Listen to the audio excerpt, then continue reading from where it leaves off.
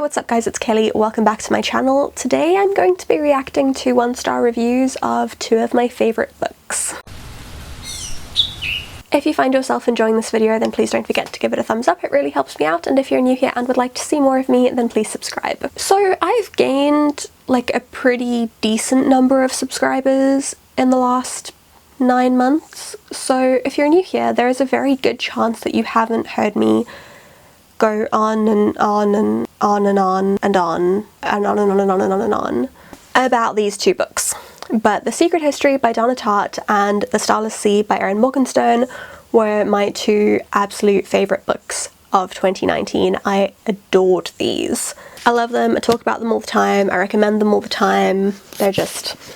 I love these 2 babies so much. And I thought it would be fun to read 1-star reviews of them. Now, I adored both of these books. Clearly, I gave them both 5 out of 5 stars. I wouldn't be making this video with these books if I hadn't loved them. And they are generally pretty highly reviewed. The Starless Sea has an average of 3.86 on Goodreads, which is pretty good. And only 3% of its reviews are 1-star reviews. The Secret History has an average rating of 4.09, which is very good. Anything above an average rating of 4 is like pretty excellent, and 2% of its reviews are 1 stars. So these are both like pretty well-loved books, but the thing they have in common is that people that didn't like them seem to really hate them. So let's see why. I'm going to start off with The Starless Sea because I feel like the reviews here are going to be a little bit tamer, and then we'll work up to The Secret History. I just found one that actually looks like really good, but is super long and I don't want to read all that. Okay, here's one that looks pretty good from Ronnie Reagan. The most boring person on earth is recruited into a masochistic secret society of librarians. One of the many tests one takes to become a member is to guard a book for a few minutes. To pass this test, you have to watch the book until somebody comes to pick it up and then say, "Hey, please leave that book alone, somebody else has their eye on it."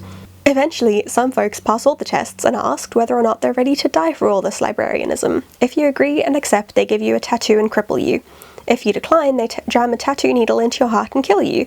That passage stuck with me for about 100 pages. Would it really be such a bad way to go? Surely it's a better way than death by lack of pace, narrative style, and characterization. I mean, sure. I think a lot of the criticisms for The Starless Sea are going to be that there isn't much plot, and I get that. I think that that's a fully valid reason not to like it. I generally, like, I like plot, I enjoy plot, but plot for me is secondary to good writing and characters that I really connect with, so I can read a book that has 0 plot as long as I love the characters and I love the writing. But I don't enjoy books as much that have a very good plot and I don't like the characters or I don't like the writing. So like Recovery of Rose Gold I read earlier this year, and I thought that the plot was really good and it definitely kept me interested, but like I didn't enjoy the book because I hated all the characters and I didn't think it was very well written. Yeah, I think it's valid to not like a book because there was no plot. But I happen to love books that have no plot as long as they're really captivating and well written. It's the same reason I don't read like John Grisham books, because yeah, I'm sure that his plots are excellent, but like I don't think I'm gonna care about them. I don't think I'm gonna have any emotional attachment to them. Whereas I had an emotional attachment to this regardless of the fact that there was very little happening in the story. From Savannah Holland, DNF at 203 pages. You're not my real mom and you can't make me read this. I don't love when people rate books that they've DNF'd, so like for sure put a review there saying that you've DNF'd it, but I don't like people giving it a star rating if they didn't finish the book. It feels kind of weird to me.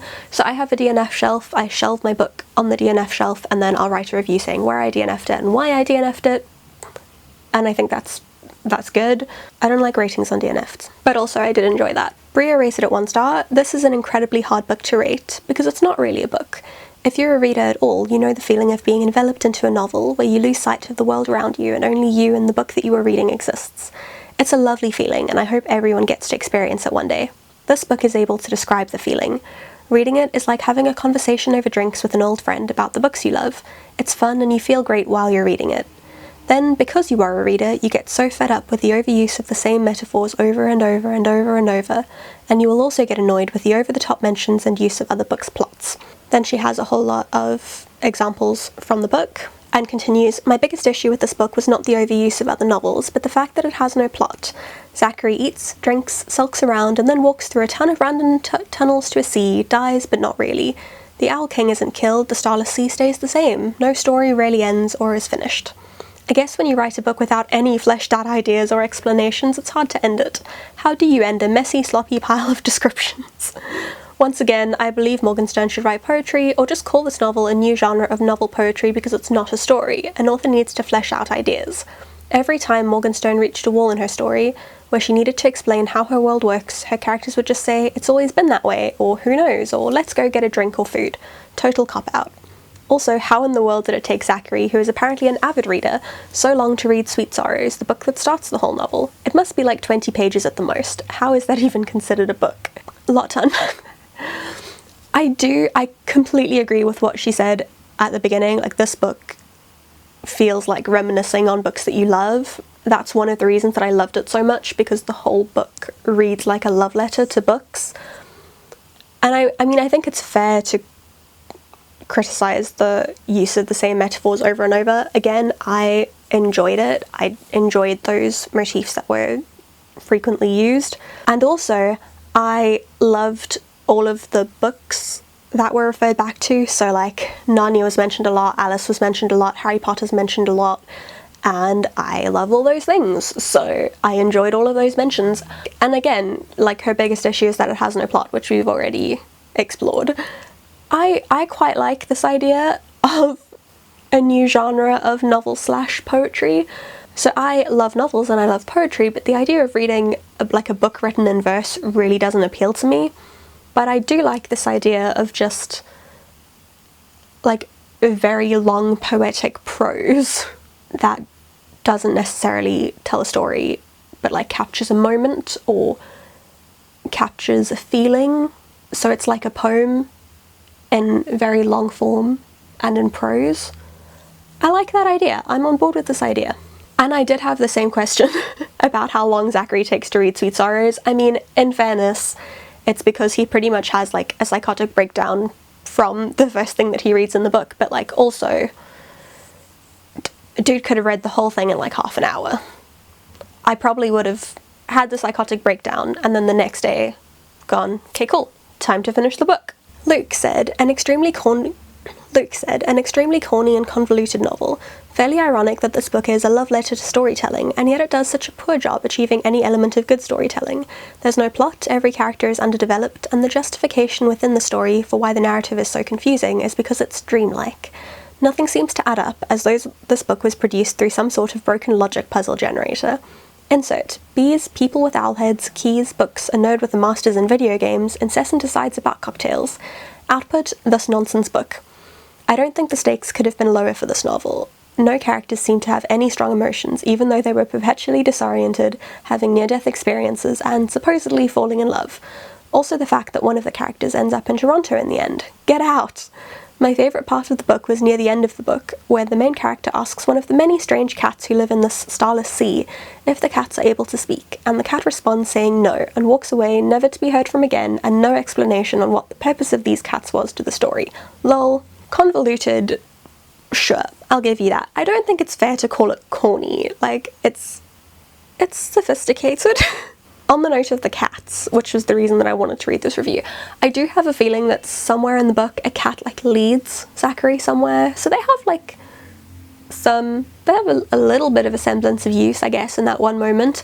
But also, like, do the cats need a reason to be there? Do we need a reason to have cats in books? I would like to live in a world where more books just randomly have hundreds of cats running around that don't contribute to the plot at all, but are mentioned all the time.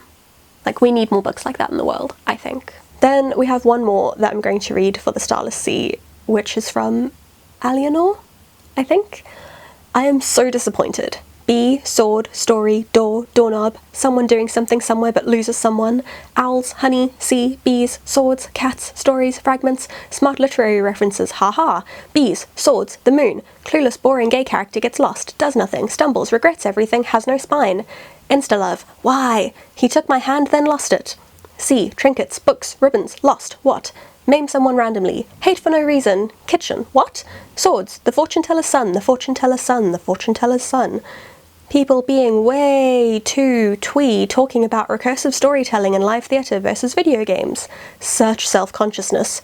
Doors. Who? Cats? Where? Meaningless, pretty, endless, meandering sentences. Stags. Moon. Books. Lost again. Doors. Doors the fortune teller's son. Immaturity. Keys. Keys. Keys, keys, keys, keys, keys, doorknobs, also mutilations, getting lost, snow, confusion, stories, lost, what? Olden times, references, books, stars, flashbacks, flash forwards, fragments, cursed love. I got to 85% before giving up. It made me want to peel the skin off my face. I would like to give that 1-star review 5 stars. So that's going to do it for The Starless Sea. It was pretty much what I was expecting. Lots of people complaining about the lack of plot, which, fair, I'll give you that. And a lot of people complaining about the fact that the characters were underdeveloped.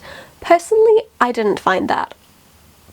But also, I really connected with the characters and I really enjoyed the characters. So I found their development quite like subtle and nuanced. So maybe if you like didn't like them and weren't connecting with them on that level, you wouldn't have seen those nuances in the same way. And a lot of people just being like, pretty writing does not make up for no plot, which for me it does, so, you know. I think the winning review goes to Alienor. I think we're agreed on that. Okay, on to The Secret History, which I think is going to have much more passionate reviews. Let's dive in. Mark Monday said, The Secret History is about as convincing as Less Than Zero. How has this book stayed so popular? Well, Less Than Zero also remains popular. I'll take Lev Grossman's The Magicians over both of them, and that one is aggravating too. 1. I'm so tired of people who are so tired of everything. 1b. Ennui is so very boring. Almost as boring as 2. Pretentious know-it-alls. This book manages to combine all 3. I learned nothing except a new way to be irritated. Oh, Donatart. As if. So a couple things to say about this. 1, I really enjoyed Less Than Zero as well. Not anywhere near as much as I enjoyed The Secret History, but yeah. 2, he says this book manages to combine all 3, but like those 3 things go together so perfectly. Like pretentious know-it-alls pretty much exist in a constant state of ennui. I know because I've been one. Like you're just bored with the world all the time because you think that you're too smart for it and you think that you're smarter than everyone around you and you're like, ugh. All these people are dumb, I don't want to be around them. So like, you can't have pretentious know-it-alls without ennui. And also, you know, ennui kind of goes hand in hand with being tired of everything. Now here's the thing, I love reading about pretentious know-it-alls, and I love reading about ennui, and I love reading about people who are tired of everything, because I am all of those things. I relate strongly. So not so much anymore, but like when I was reading The Secret History, I remember thinking, I'm so glad that I didn't read this book when I was like 15, because it would have made me so much more pretentious than I already was. I told one of my friends one day that I was way more pretentious in my teens than I am now, and he just looked at me and was like, how? Lots of very, very long reviews, and like I appreciate that you took so much time to really go to deep dive into why you didn't like it, because that shows that you're not just dumping on it because it's popular, which a lot of people do, but like I'm not going to read that. RJ Astruck said, what a load of pretentious bum-poo, which can I just? Best way to start a review. The Secret History is the story of a bunch of dull but preternaturally beautiful super nerds who study subjects no one cares about at a fantasy university where the only work you have to do is compete to see who is the biggest disaffected sulky pants on the planet. I met a guy once who was just like this book, as it happens. He drank a lot of rum, talked rot about Nietzsche and foreign existentialist movies we'd never seen, then spent 5 hours puking into the bath. Yeah, we weren't impressed. Same with the stupid novel. I love people. I don't even really have any comments on this. I just wanted to read it because it was a great review. Like, I didn't find them dull because I want to be them, minus the murdering thing. I would love to be studying ancient Greek and classics, but also, like, there's a reason that there are only, 6 people who take this class? And it's not just because the professor hand selects his students. Like, no one No one wants to take these subjects. They're dying subjects. There are so many universities who've closed their classics departments because, like, no one cares. So, fair. Also, the line, the only work you have to do is compete to see who's the biggest disaffected sulky pants on the planet. Hard yes. That is accurate. Maya Day said 500 pages of a bunch of classist, pretentious assholes drinking and smoking and talking about how superior they are for studying ancient Greek. Hard yes. Again, that's why I love it. No, why are all of your reviews so long and in-depth? I just want you to complain in, like, short form. Y'all are complaining about how this book is too wordy, but, like, your reviews, damn. Oh no, okay. Corey said, this book is racist, sexist, homophobic, misanthropic, classist, stupid, pretentious, and possibly one of the most boring, overrated novels I've ever read. Corey, I will give you that. I'm not going to argue. Those are all valid criticisms. However, he then goes on to say, skip it and read Looking for Alaska. It's shorter, funnier, and way better. This was a complete waste of 2 hours. I'll never get that time back, so I'm saving you the trouble of wasting any of yours. Now, I'm gonna let you say all those first things about this book. Cool. Go for it. Whatever. But Looking for Alaska? Like, so I think that John Green is an amazing person. I think that he's incredibly intelligent. I love the online content that he creates. I love his YouTube channels. Like, John Green seems like a really great guy. And when I was a teenager, really enjoyed his books. I now look back on having read his books, and I definitely don't think that they were as good as I thought that they were. But even so, Looking for Alaska is not even his best book. I'm not okay with that. This one I don't really have anything to respond to, I just find it interesting. Donna LaValle said, I tried to get into it, really. The main character was vapid and weak. The clique he aspired to join was composed of people who were not nice, in fact vain and small. They were supposed to be so smart, at least in the little world of classic Greek. I was just not interested in anything that was going on. Ms. Tartt's The Goldfinch was excellent, so I was surprised to find this one so morose, dark, and slow. There are so many great books out there, I cut this one loose. That I find very interesting, because I read The Goldfinch last year as well, and I also really enjoyed it, but I loved The Secret History so much more. So I read The Secret History in a relatively short space of time. I was listening to the audiobook as well, and I'd got about 2 hours into the audiobook when I decided I actually wanted to read the physical book as well. So I read the entire thing on audio and the entire thing physically in the space of about a week maybe. But it took me like a month to finish The Goldfinch, and I thought it was excellent. I just didn't find it as captivating, and I didn't love it as much, and I did think it could have been a little bit shorter.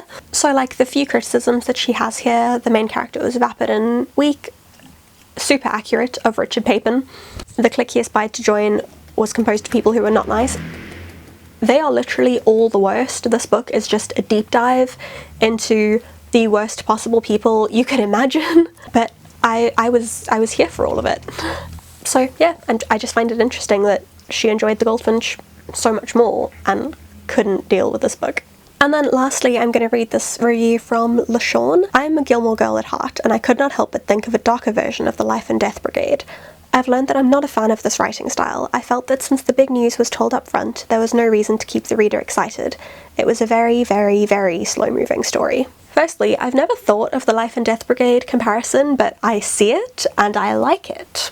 Also, I am coming to realise that I really like that form of storytelling. So, I mean, I loved it in The Secret History, and I loved it in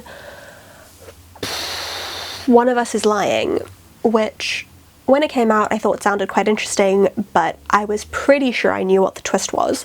Then I had the twist confirmed for me, then I got the book and was like, oh, well, I mean, I got it for free, like, from a publisher, and I was like, I don't really know if I want to read this, because I think it's going to be lame. I know what the twist is, like, what's the point? And then I read it, and even though I knew exactly what was going to happen at the end, the ride to get there was delicious. And same thing with The Secret History, like, the book opens with a murder, and then you spend the rest of the book finding out why the murder happened.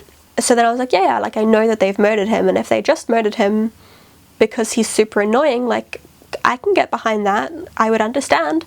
But also, I do want to know why they really murdered him. So I guess that's it on me reading 1-star reviews of some of my favourite books. Let me know if you'd like me to turn this into a series where I do different themes each time. So like this was my 2 favourite books of last year. I'll happily do it with my 2 favourite books of this year. I'm considering doing it with the 3 books that I kind of consistently have said on this channel are my 3 favourite books of all time, which are Catcher in the Rye, Perks of Being a Wallflower, and Peter Pan.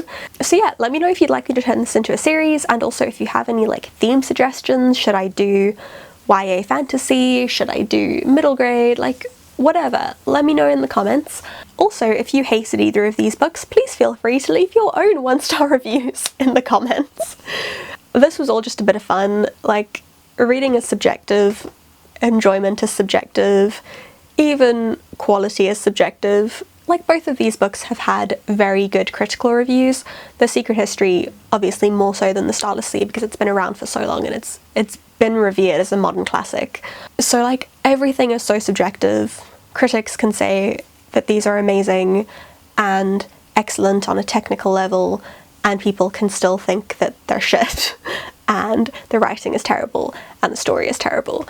And, you know, likewise, many people can really enjoy the story and other people will not enjoy the story or won't like the characters, because we're all different, and if we weren't, the book industry would go out of business because there would be like 1,000 books that everyone universally loves. And that would be boring. And that would be horrible, because I would like to get a job in publishing one day.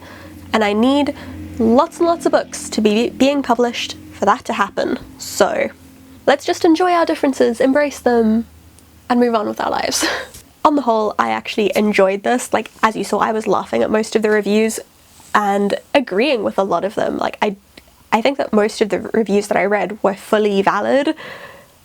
It's just that those people hate those things in books and I love those things in books. But yeah, let me know what you thought. If you enjoyed this, then please don't forget to give it a thumbs up and subscribe if you aren't already. In the description you'll find links to all of my social media. That's my Facebook, Instagram, Twitter and Goodreads, as well as my blog. You'll also find links to my web store, my Redbubble store and my Ko-fi account if you'd like to support me on any of those. But that's it for me. I will see you all again very soon with another video. Bye! My life is grounded in a firm routine of coffee, sleep, and